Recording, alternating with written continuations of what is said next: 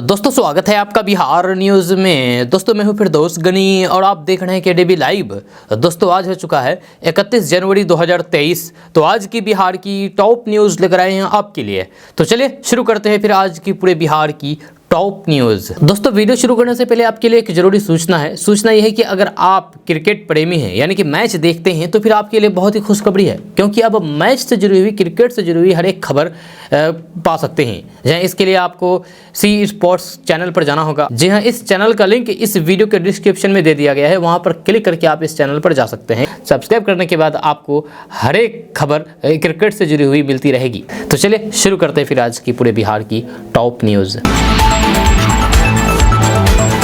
दोस्तों आज बिहार न्यूज़ में सबसे पहले बात करेंगे कि बिहार में बीजेपी ने साफ कह दिया है कि किसी भी कीमत पर नीतीश कुमार के साथ अब नहीं जाएंगे। नीतीश कुमार को अब भारतीय जनता पार्टी गठबंधन कभी नहीं करेगी। अब इसी के जवाब में नीतीश कुमार ने बहुत बड़ा बयान दे दिया है। जी हाँ, सीएम नीतीश कुमार ने दो टूक शब्दों में कह दिया है कि मरते दम तक वे बीजेपी के साथ नहीं जाएंगे। उन्होंने कहा है कि मर जाना कबूल है लेकिन भारतीय जनता पार्टी के साथ जाना कबूल नहीं है। ये कहना है नीतीश कुमार का। नीतीश कुमार ने कहा है कि हम लोग तो अटल जी को मानने वाले हैं, बीजेपी को छोड़ दिया जाए तो फिर जबरदस्ती पीछे पकड़ के साथ आए थे।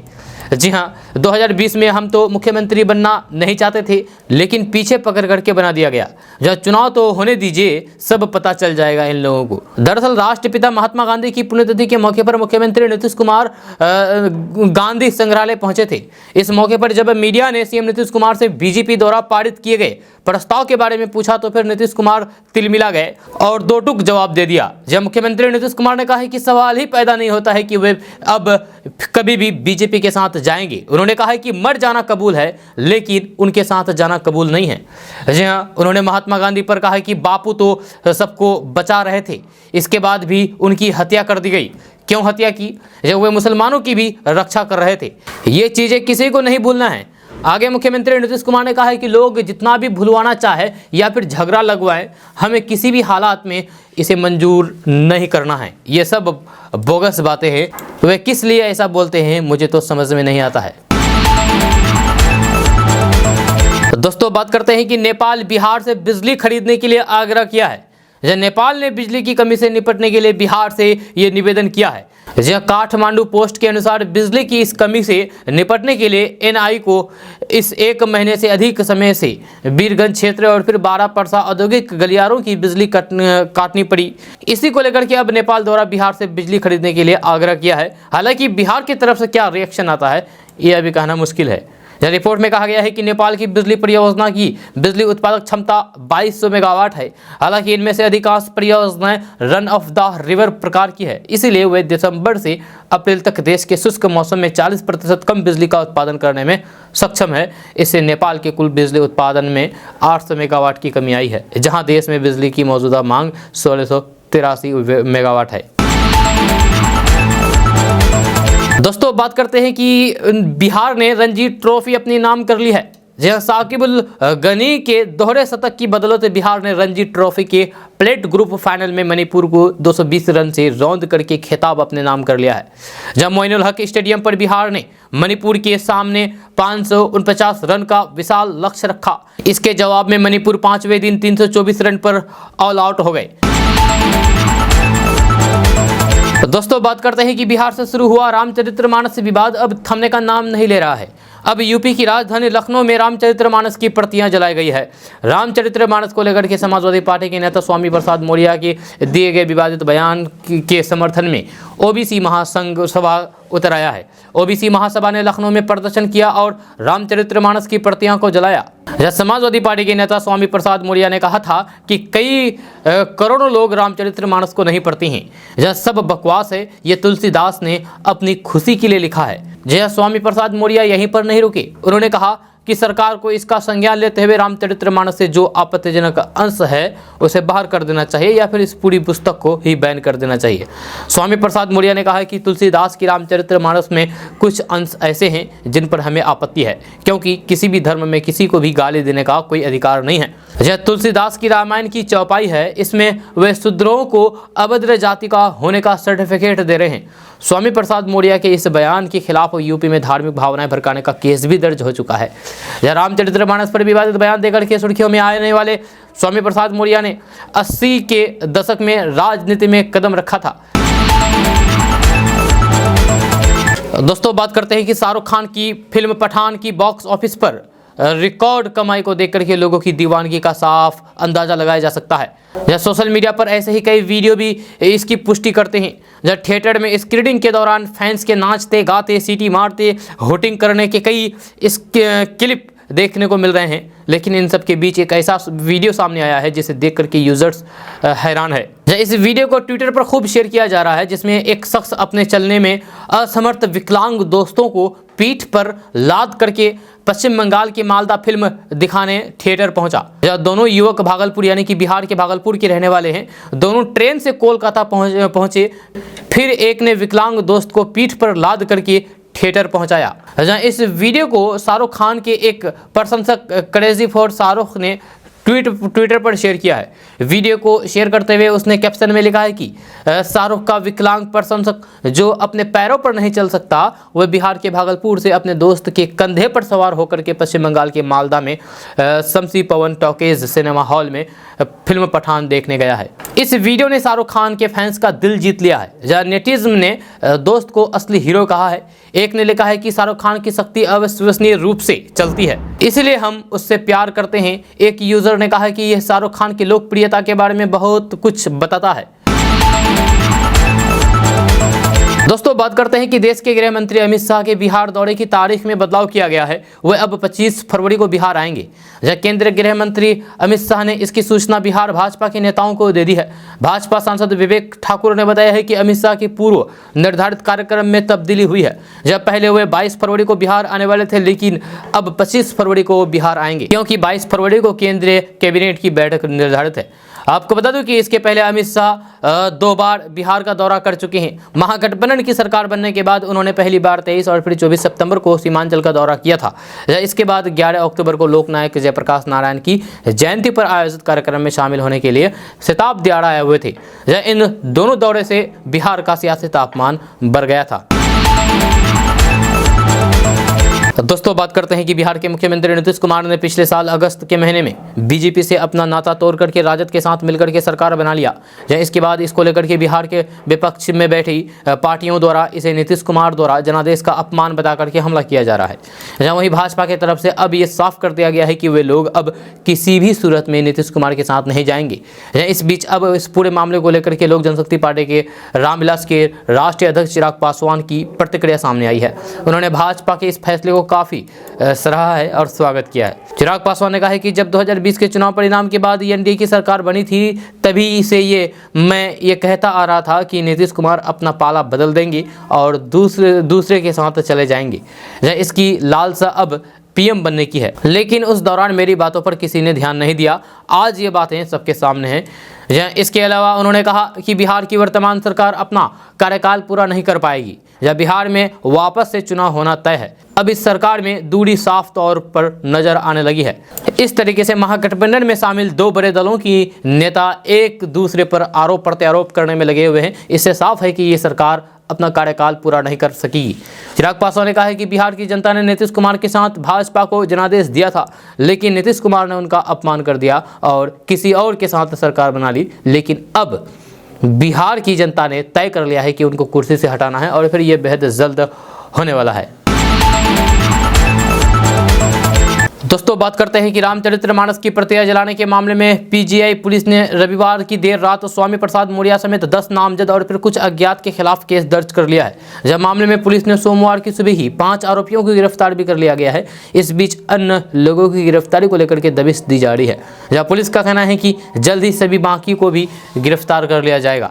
आपको बता दूं कि रामचरितमानस पर विवादित बयान देने वाले पूर्व मंत्री स्वामी प्रसाद मौर्य के समर्थन में ही अखिल भारतीय ओबीसी महासभा ने वृंदावन योजना तिराहे पर रविवार की सुबह विरोध प्रदर्शन किया था। इसी बीच महासभा के कार्यकर्ता और फिर पदाधिकारियों ने रामचरितमानस की प्रतियों के पन्ने को जला दिया था, फाड़ दिया था। महासभा के द्वारा सनातन धर्म संस्कृति और फिर रामचरितमानस की चौपाई पर सवाल उठाते हुए नारेबाजी की थी।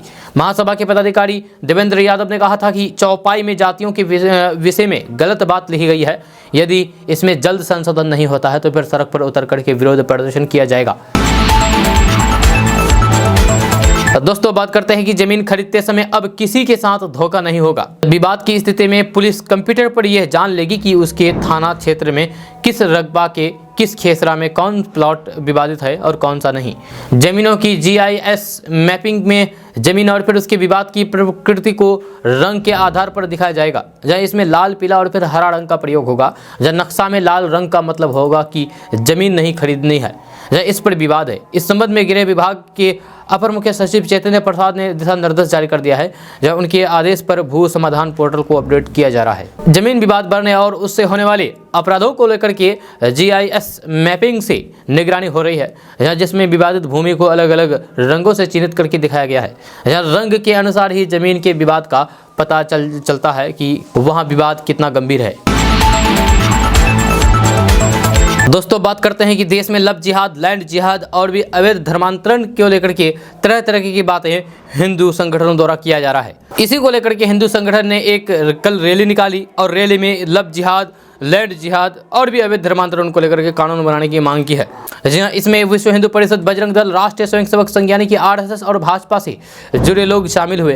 दावा किया जा रहा है कि इस प्रदर्शन में 1 लाख से ज्यादा लोगों ने हिस्सा लिया है। जब सामने आए वीडियो में भी प्रदर्शनकारियों की भारी भीड़ नजर आ रही है। रिपोर्ट्स के मुताबिक हिंदू संगठनों ने यह विरोध प्रदर्शन कल दादर शिवाजी पार्क के कामगढ़ स्टेडियम तक किया है। जी हाँ, ये मुंबई में पड़ता है। मुंबई में ये प्रदर्शन किया गया है। लोगों की मांग है कि महाराष्ट्र समेत पूरे देश में लव जिहाद, लैंड जिहाद और धर्मांतरण के खिलाफ सख्त कानून बनाया जाए।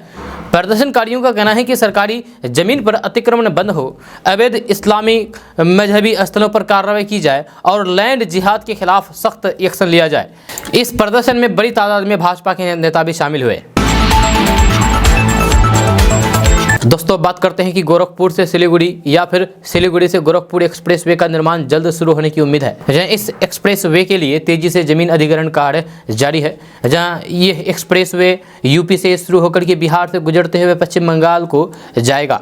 जहाँ गोरखपुर सिलीगुड़ी एक्सप्रेसवे को NHAI बना रहा है। जहाँ इसकी कुल लंबाई 519 किलोमीटर है। ये यूपी के गोरखपुर से शुरू होगा और फिर यूपी के 3 जिलों से गुजरते हुए बिहार में एंट्री करेगा। इसके बाद बिहार के 9 जिलों से गुजरते हुए बंगाल में प्रवेश करेगा। ये एक्सप्रेसवे 4 लेन होगा। जहां भारतमाला परियोजना चरण 2 के तहत ये ग्रीनफील्ड एक्सप्रेसवे नेपाल सीमा के समानांतर चलेगा। जहां इसके निर्माण के लिए भूमि अधिग्रहण मई 2022 में शुरू हुआ था। एक्सप्रेसवे के 2028 में पूरा होने और फिर खुलने की उम्मीद है।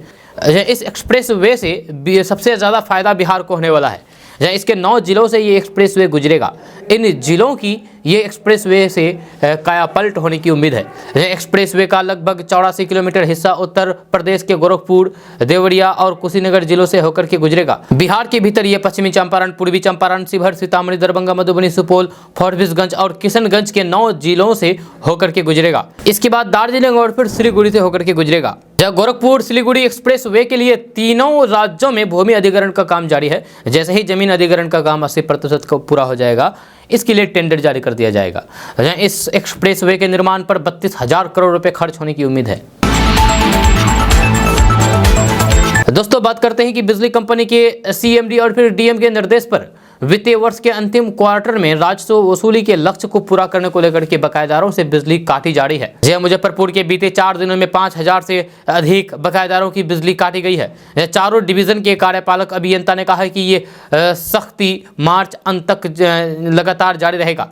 जहाँ सभी जूनियर इंजीनियर को टास्क दिया गया है कि हर दिन वे अपने क्षेत्र में बड़े बकायेदार जिनका 50% से अधिक बकाया है, जहाँ उनकी बिजली काटे। इसके बाद लगातार 1 से 2 माह जो बकायेदार भुगतान नहीं कर रहे हैं उनकी भी बिजली काटे।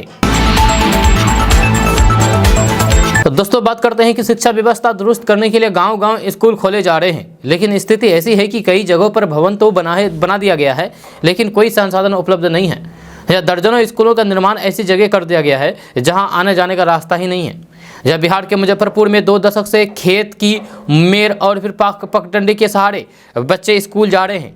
खेत में आधा दर्जन से ज़्यादा स्कूलों का निर्माण करा दिया गया है। यह स्कूल आने जाने के दौरान स्थानीय किसानों से विवाद का भय भी बना हुआ रहता है। कई बार स्कूल आते जाते समय खेत में चले जाने से बच्चों की पिटाई भी हो चुकी है।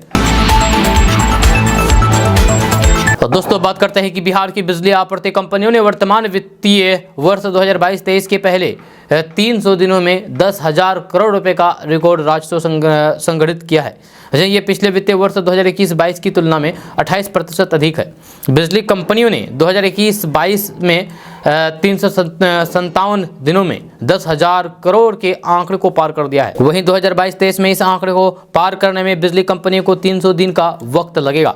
यह बिहार स्टेट पावर होल्डिंग कंपनियों की सीएमडी संजीव हंस ने बताया है कि पिछले वित्तीय वर्ष 2021-22 में कंपनी ने 10,742 करोड़ रुपए का राजस्व संग्रह किया था, जबकि वर्तमान वित्तीय वर्ष के पहले 10 माह में 10,000 करोड़ रुपए का आंकड़ा छूने में सफलता मिली है। दोस्तों बात करते हैं कि बिहार विधानसभा के नेता प्रतिपक्ष विजय कुमार सिन्हा ने कहा है कि हम किसी भी कीमत में नीतीश कुमार को भाजपा में शामिल नहीं करेंगे। यह नीतीश कुमार ने व्यक्तिगत विश्वसनीयता खो दी है। ये सरकार सुशासन विरोधी और फिर विकास में भ्रष्टाचार की मानसिकता वाली सरकार है और हमें इसे बदलना है, इसीलिए अब हम लोग उनके साथ नहीं जाने वाले हैं। दरअसल बिहार के दरभंगा में भाजपा की तरफ से 2 दिवसीय प्रदेश कार्य समिति की बैठक बुलाई गई है। इस बैठक में केंद्रीय नेतृत्व की तरफ से ये निर्णय लिया गया है कि भाजपा अब नीतीश कुमार के साथ मिलकर के सरकार नहीं बनाने वाली है। इसी को लेकर के अब बिहार विधानसभा के नेता प्रतिपक्ष विजय कुमार सिन्हा का ये प्रतिक्रिया सामने आई है। विजय कुमार सिन्हा ने कह दिया है कि नीतीश कुमार और फिर तेजस्वी यादव की सरकार सुशासन विरोधी है, ये विकास के नाम पर सिर्फ और सिर्फ भ्रष्टाचार करती है। इसीलिए अब भाजपा ने ये संकल्प ले लिया है कि बिहार के अंदर सामाजिक सद्भाव और फिर शांति के साथ विकास किया जाएगा। इसको लेकर के भाजपा ने अपनी तैयारी पूरी कर दी है और आगामी विधानसभा चुनाव में भाजपा अपने दम पर चुनाव लड़ेगी और फिर जीत हासिल करेगी। विजय कुमार सिन्हा ने कहा है कि बिहार की सत्ता में नकारात्मक मानसिकता के लोग बैठे हुए हैं। इनसे मुक्ति के लिए भाजपा ने संकल्प लिया है।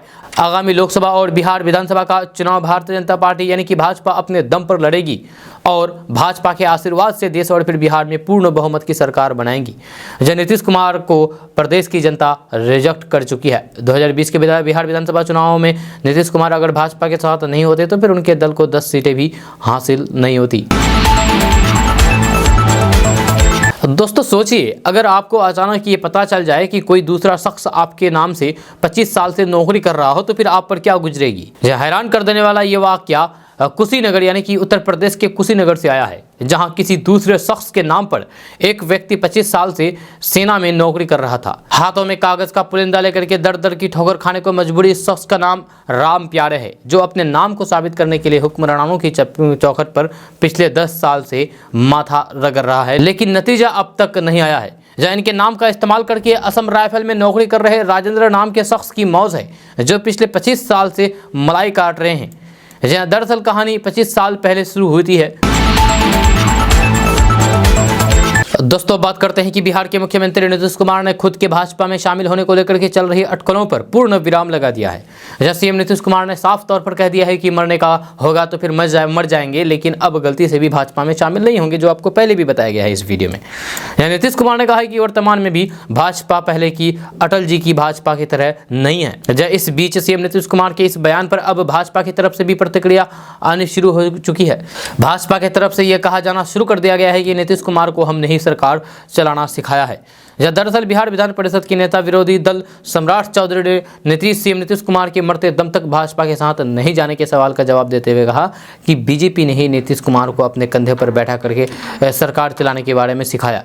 इतना ही नहीं, जदयू के कई ऐसे नेता हैं जो आज समाज में खुद को बहुत बड़ा नेता बताते हैं। इसके पीछे भी भाजपा का ही सहयोग है। इसके अलावा सम्राट चौधरी ने नीतीश कुमार और फिर जेडीयू पर कटाक्ष करते हुए कहा कि लालू यादव हो या फिर नीतीश कुमार, इन लोगों को पहचान दिलवाने का काम भाजपा नहीं किया है, वरना इनकी पहचान कभी भी इतनी बड़ी नहीं हो पाती। लेकिन अब बिहार की जनता सब कुछ समझ चुकी है और बहुत जल्द इसका परिणाम भी देखने को मिलेगा। उन्होंने इससे पहले भी कहा था कि मिट्टी में मिल जाएंगे लेकिन भाजपा में शामिल नहीं होंगे, लेकिन इसके बावजूद भी वे बीजेपी में शामिल हुए थे। इसलिए वे अच्छी तरीके से समझ ले कि बीजेपी ने ही उनको नेता बनाने का काम किया है। दोस्तों बात करते हैं कि भरोसे पर जिस नर्सिंग होम में इलाज कराया वहां दोनों किडनी चोरी कर ली गई। जिस पति ने सुख दुख में साथ रहने का वादा किया वह बीच मझधार में छोड़ करके चला गया। 3 बच्चे हैं, पति उन्हें मेरे पास छोड़ गया है, मजदूरी करके उन्हें पाल रही थी, अब अस्पताल में भर्ती हूँ, मौत के दिन गिन रही हूँ, पता नहीं कितने दिन की ज़िंदगी बची है। लेकिन मेरी गलती क्या थी, मेरे बाद इन बच्चों का क्या होगा ये कैसे जिंदा रहेंगे। जब बिहार के मुजफ्फरपुर के अस्पताल में भर्ती सुनीता के ये चुपते हुए सवाल पूछते पूछते रो पड़ती है। यह यूटर्स में इन्फेक्शन होने पर सुनीता एक नर्सिंग होम में इलाज कराने गई थी। वहां डॉक्टर ने उनकी दोनों किडनी निकाल ली और फरार हो गया।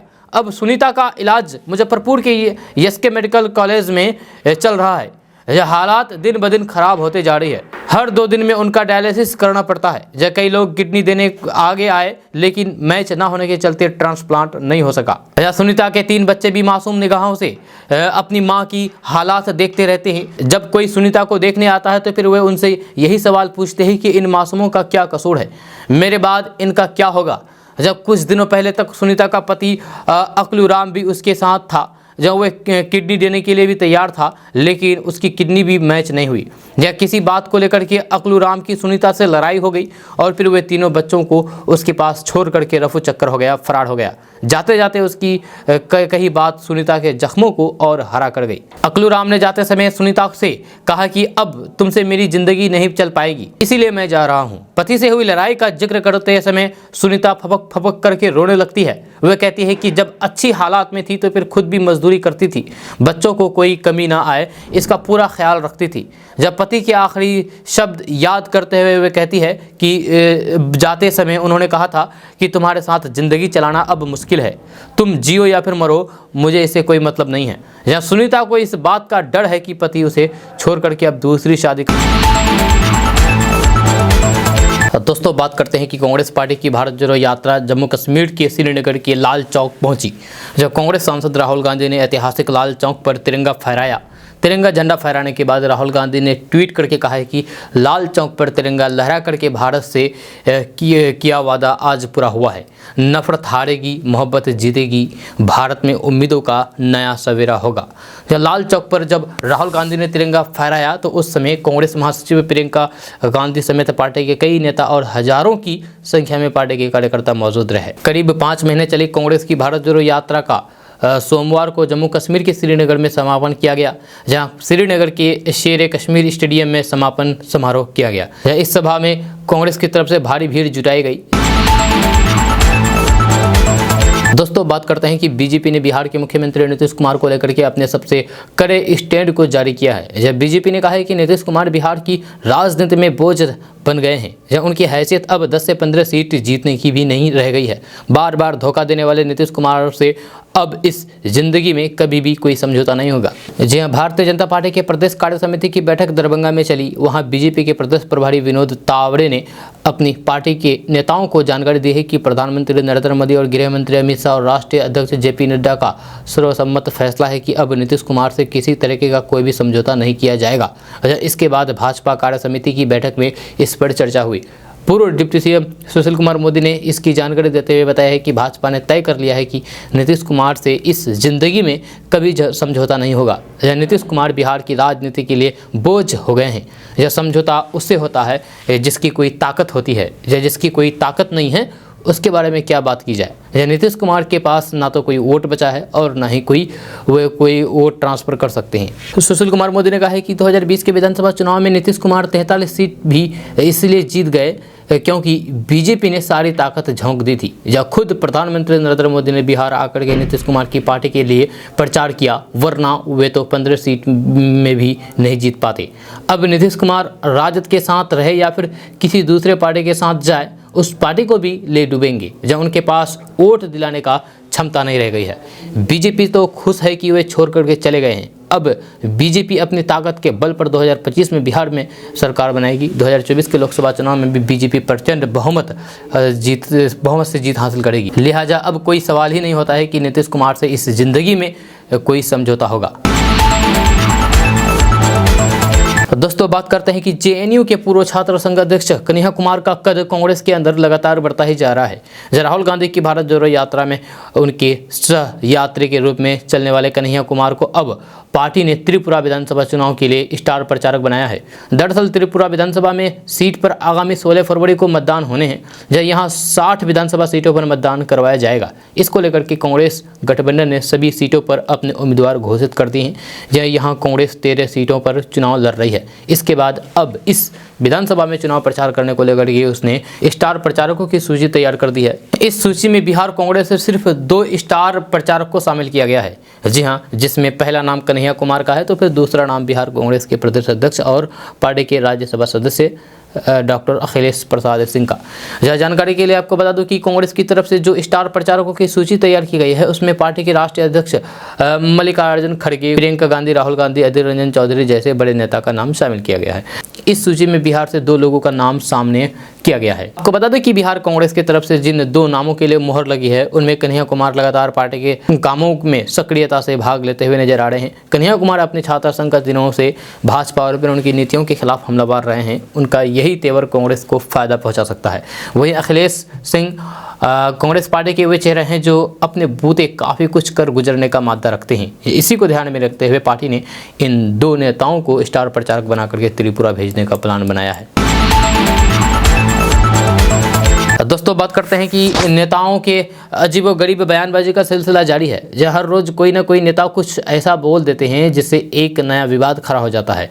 इसी बीच काफ़ी समय से सुर्खियों में बने समाजवादी पार्टी के एमएलसी स्वामी प्रसाद मौर्य ने एक और बयान जारी किया है। आपको बता दूं कि इससे पहले भी उन्होंने रामचरितमानस पर विवादित बयान दिया था, जिसके बाद संतों, महंतों और फिर धर्माचार्यों के बयानों पर पलटवार किया है। आपको बता दें कि वहीं बीजेपी ने अब सपा नेता के इस बयान पर पार्टी से जवाब मांगा तो फिर स्वामी प्रसाद मौर्य ने फिर से एक बार पलटवार किया है। आपको बता दूं कि स्वामी प्रसाद मौर्य ने कहा है कि धर्म की दुहाई देकर के आदिवासियों, दलितों, पिछड़ा और फिर महिलाओं को अपमानित किए जाने की साजिश का विरोध करता रहूंगा। जिस तरीके से कुत्तों के भौंकने से हाथी अपनी चाल नहीं बदलती, उसी प्रकार इनको सम्मान दिलाने तक मैं भी अपनी बात नहीं बदलूंगा। इससे पहले उन्होंने कहा था कि देश की महिलाओं, आदिवासियों, दलितों एवं पिछड़ों के सम्मान की बात क्या कर दी, मानो भूचाल सा आ गया। एक एक करके संतों, महंतों, धर्माचार्यों का असली चेहरा बाहर आने लगा। सिर, नाक, कान मतलब उड़ाने की धमकी देने लगे। यह कहावत सही है कि मुंह में राम बगल में छुरी, धर्म की चादर में छिपे भेड़ियों से बनाओ दूरी। दोस्तों बात करते हैं कि सिंगापुर में किडनी ट्रांसप्लांट के बाद राजद सुप्रीमो लालू प्रसाद यादव की तबीयत अब काफ़ी बेहतर हो गई है। ऐसे में राजद सुप्रीमो लालू प्रसाद यादव ने बिहार वापसी का प्लान बना लिया है। ऐसे में आरजेडी सुप्रीमो लालू प्रसाद यादव ने बिहार वापसी का प्लान बना लिया है। बिहार में महागठबंधन में जारी सियासी उथल पुथल से चिंतित लालू प्रसाद यादव ने बिहार लौटने की तैयारी शुरू कर दी है। राजद के विधान पार्षद विनोद जायसवाल ने सिंगापुर में लालू प्रसाद यादव से मुलाकात की है। ट्विटर पर लालू प्रसाद यादव से मुलाकात की तस्वीर लगा करके विनोद जायसवाल ने लिखा है कि साथियों, अभी मैं अपने गार्जियन एवं करोड़ों लोगों की शान, बिहार को सब कुछ देने वाले गरीबों के मसीहा, आदरणीय माननीय राष्ट्रीय अध्यक्ष लालू प्रसाद यादव जी से मिलकर के उनका कुशल क्षेम जाना। माननीय अध्यक्ष जी पूर्ण रूप से स्वस्थ हैं। उनके अंदर एक युवा की तरह जोश है। जी हाँ, वे बहुत ही जल्द फरवरी महीने के दूसरे सप्ताह में आप सबों के बीच हाजिर होंगे, यानी कि बिहार आने वाले हैं। आपको बता दूं कि पिछले दिसंबर में लालू प्रसाद यादव का किडनी ट्रांसप्लांट हुआ था। उनकी बेटी रोहिणी आचार्य ने अपनी किडनी डोनेट किया था। जब किडनी ट्रांसप्लांट होने के बाद से लालू प्रसाद यादव सिंगापुर में ही डॉक्टरों की देखरेख में स्वास्थ्य लाभ ले रहे हैं। जब लालू परिवार के करीबी सूत्रों ने बताया है कि सिंगापुर में लालू प्रसाद यादव बिहार की सियासत की हर खबर ले रहे हैं। जब वे बिहार में महागठबंधन के भीतर हो रहे बयानबाजी से चिंतित भी हैं। लालू प्रसाद यादव ने फोन पर पार्टी के कई नेताओं से बातचीत भी की है। उन्होंने तेजस्वी यादव को भी स्थिति को नियंत्रण में रखने का गुर बताया है। लेकिन ऐसे कई मुद्दे हैं जो लालू प्रसाद यादव के सीधे हस्तक्षेप के बगैर हल नहीं हो सकते हैं। चाहे वह आरजेडी विधायक सुधाकर सिंह का मामला हो, शिक्षा मंत्री चंद्रशेखर सिंह का मामला हो जो रामचरितमानस पर बयान दिया था। दोस्तों बात करते हैं कि बिहार के किसानों की फसल क्षति होने पर बिहार सरकार मुआवजा देगी। यह बिहार सरकार ने बिहार के किसानों के हित में एक बहुत ही महत्वपूर्ण निर्णय लिया है। जब किसानों को कभी बारिश की अधिकता तो कभी सूखे जैसे हालातों का सामना करना पड़ता है, जिससे किसानों की फसलों को काफ़ी नुकसान पहुंचता है। जिसे देखते हुए अब बिहार सरकार ने इस नुकसान की भरपाई के लिए कदम उठाया है। जब सरकार की इस योजना से किसानों को राहत मिलेगी। जब राज्य सरकार ने यहाँ के किसानों के लिए मुख्यमंत्री सुखाड़ राहत योजना शुरू की है। योजना का लाभ लेने के लिए किसानों को प्रत्येक खरीफ और फिर रबी मौसम में ऑनलाइन पोर्टल पर निबंधन कराना होगा।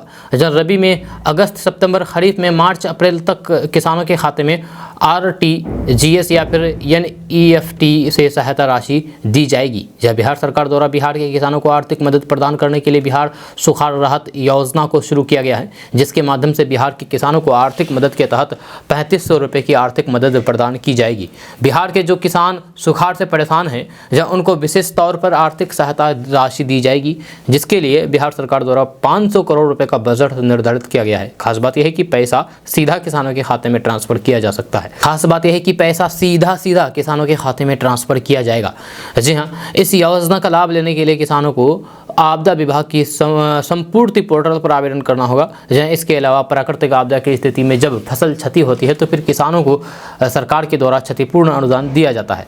जब किसानों का फसल 33% से ज़्यादा क्षति होती है तो फिर सरकार के द्वारा निर्णय लेकर के कृषि विभाग के माध्यम से अनुदान दिया जाता है। बिहार कृषि अनुदान योजना के तहत बिहार के कृषि विभाग की आधिकारिक वेबसाइट पर जाकर के आवेदन कर सकते हैं। बिहार कृषि विभाग की आधिकारिक वेबसाइट www.dbtagriculture.bihar.gov.in पर जाकर के अप्लाई कर सकते हैं। यहाँ पर आप ऑनलाइन आवेदन कर सकते हैं। दोस्तों, बात करते हैं कि श्रीनगर के लाल चौक पर तिरंगा फहराए जाने पर बिहार सरकार के पूर्व मंत्री और फिर बीजेपी विधायक नीरज कुमार बबलू ने कांग्रेस पार्टी और फिर राहुल गांधी को लेकर के विवादित बयान दिया है। जी हाँ, उन्होंने कहा है कि बिना टोपी पहने लाल चौक पर झंडा फहराया गया, जो नियम कानून के विपरीत है। जहाँ इससे दुखद और क्या हो सकता है। भारत यात्रा निकालने वाले कांग्रेसियों और फिर राहुल गांधी को शर्म आनी चाहिए। जहाँ सहरसा में मीडिया से बातचीत करते हुए नीरज कुमार बबलू, यानी कि जो बीजेपी के विधायक हैं नीरज कुमार बबलू, उन्होंने कांग्रेस पर हमला बोलते हुए कहा कि कांग्रेसियों का यही कल्चर चलते रहता है, इनका अपना नियम कानून चलता है, जहाँ इनको देश के नियम कानून और फिर संविधान से कोई मतलब नहीं है। नीरज कुमार बबलू ने कहा है कि ये लोग जिस तरीके के काम करते हैं, ऐसा प्रतीत होता है कि ये अंग्रेज के औलाद हैं। जब कभी राहुल गांधी आलू से सोना निकालते हैं, तो कभी पार्लियामेंट में आंख मारते हैं, तो कभी लाल चौक पर बिना टोपी का झंडा फहराते हैं, जो नियम कानून में नहीं है। इससे दुखद और क्या हो सकता है। कांग्रेसियों को शर्म आनी चाहिए। दरअसल भारत जोड़ो यात्रा के दौरान राहुल गांधी ने श्रीनगर के लाल चौक पर रविवार को तिरंगा झंडा फहराया था। तिरंगा झंडा फहराने के दौरान सिर पर टोपी होनी चाहिए थी, लेकिन राहुल गांधी ने बिना टोपी पहने ही लाल चौक पर तिरंगा फहराया। इस बात को लेकर के नीरज कुमार बबलू ने राहुल गांधी और फिर उनकी पार्टी पर हमला बोला है। दोस्तों, बात करते हैं कि बिहार विद्यालय परीक्षा समिति ने 1 से 11 फरवरी को आयोजित होने वाले इंटर वार्षिक परीक्षा और फिर 14 से 22 फरवरी तक मैट्रिक वार्षिक परीक्षा से संबंधित गाइडलाइन जारी कर दिया गया है। सभी जिला पदाधिकारी, SSP, SP और फिर जिला शिक्षा पदाधिकारी को पत्र लेकर के स्वच्छ वातावरण और फिर कदाचार मुक्त परीक्षा संपन्न कराने को लेकर के कहा गया है। इसके साथ सभी सेंटर पर CCTV और वीडियोग्राफी कराने का भी निर्देश दिया गया है। जब परीक्षा हॉल में प्रत्येक बेंच पर अधिकतम 2 परीक्षार्थी ही बैठेंगे। प्रत्येक 25 परीक्षार्थियों पर एक शिक्षक के अनुपात में शिक्षकों की प्रतिनियुक्ति किए जाएंगे। जब परीक्षा कक्ष में 2 शिक्षक रहेंगे। इसके साथ जिलाधिकारी लगातार इस संबंध में बैठक करेंगे। दीवारों से सटा करके डेस्क बेंच लगाने पर रोक लगा दिया गया है। एक बेंच पर केवल 2 परीक्षार्थियों को बैठने का निर्देश दिया गया है। इसके साथ बोर्ड अध्यक्ष ने कहा है कि परीक्षा केंद्र पर केंद्र शिक्षक के सहयोग के लिए जो भी शिक्षक या फिर कर्मी उपस्थित रहेंगे, वे अपने पास मोबाइल फोन नहीं रखेंगे। जब परीक्षा के दौरान शिक्षक को मोबाइल फोन लेकर के आने की अनुमति नहीं है। सेंटर पर छात्रों को चेक करने के लिए महिला पुलिसकर्मी और फिर महिला शिक्षक मौजूद रहेंगी। जब महिला परीक्षार्थियों की तलाशी के दौरान पुरुष शिक्षक को उस कक्ष से बाहर निकलना होगा। जब परीक्षा केंद्र पर किसी प्रकार के इलेक्ट्रॉनिक उपकरण, मोबाइल, ब्लूटूथ, पेजर आदि रखने की अनुमति नहीं है। इसके साथ परीक्षा ड्यूटी में लगे अधिकारियों और फिर कर्मचारियों को वैध कागजात के अलावा कोई अन्य कागजात परीक्षा केंद्र पर नहीं ले जा पाएंगे। दोस्तों, बात करते हैं कि बिहार भाजपा के प्रभारी विनोद तावड़े के दिए गए बयान पर जदयू ने तीखी प्रतिक्रिया जताई है। जब पार्टी के राष्ट्रीय प्रधान महासचिव केसी त्यागी ने कहा कि वे क्या हमसे गठबंधन नहीं करेंगे, हमने खुद पहले ही उन्हें रिजेक्ट कर दिया है, खारिज कर दिया है। केसी त्यागी ने कहा है कि भाजपा तो तलाकशुदा है, जदयू ने तलाक तलाक तलाक कह दिया है। उन्होंने कहा है कि जिन्हें हम पहले तलाक दे चुके हैं, वे अब हमें तेवर दिखा रहे हैं। जदयू के राष्ट्रीय प्रधान महासचिव केसी त्यागी ने रविवार को कहा कि उसकी जो बांटने की राजनीति है, उससे जदयू ने दूरी बना ली है। हम तो उनके साथ रहते हुए भी उनकी राजनीतिक मुद्दों का विरोध कर रहे थे। भाजपा को हम छोड़ चुके हैं, चाहे समान नागरिक संहिता हो, राम जन्मभूमि बाबरी मस्जिद मामला हो या फिर धारा 370। जदयू ने सभी का पुरजोर विरोध किया है। वह भी उनके साथ NDA गठबंधन में रहते हुए, इसलिए भाजपा क्या हमें खारिज करेगी? खारिज तो खुद हमने किया है। इससे पहले बिहार भाजपा प्रभारी विनोद तावड़े ने कहा था कि अब किसी भी कीमत पर जदयू से गठबंधन नहीं हो गया। बीजेपी के इसी स्टैंड पर केसी त्यागी ने जवाब दिया है। उन्होंने कहा है कि हम खुद भारतीय जनता पार्टी के साथ जाने को तैयार नहीं होंगे।